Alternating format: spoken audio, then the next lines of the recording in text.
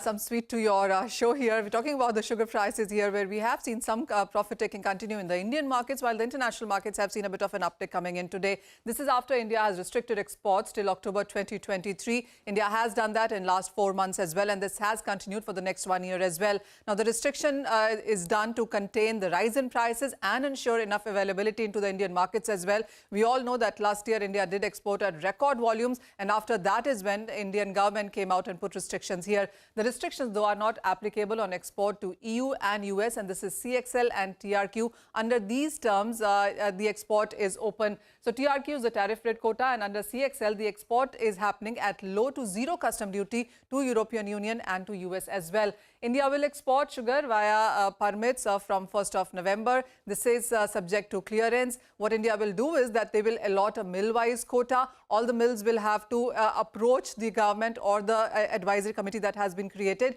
and as and when the clearance is done is what they will be permitted to export. The markets are anticipating that the first tranche may be allowed for 6 million tons. The announcement for that is expected as early as today. What the industry was also expecting is that overall we might be looking at an 8 million or an 80 lakh tons of a quota coming in for this season here. As you have been seeing, the export of sugar from the country has been increasing. 7 million tons in 2021 was an all-time high. That was cleared on by 112 lakh tons, which was a record high as well. And this year, the anticipation is that you could be looking at an 80 lakh tons of an export for the current season year. Also, when you look at the consumption, this is going to be a record consumption year for India at 27.5 million tons. The carryover stock is going to be lower in many, many years, 15 years at least, at around 6 million tons. Last year was 8 million tons. And when you look at the diversion for ethanol, that is expected to increase as well from 34 lakh tons last year to 45 lakh tons this year. So when you look at stack up all of those numbers, it does look positive, good for the sugar as an industry. The only thing that doesn't work in favor is the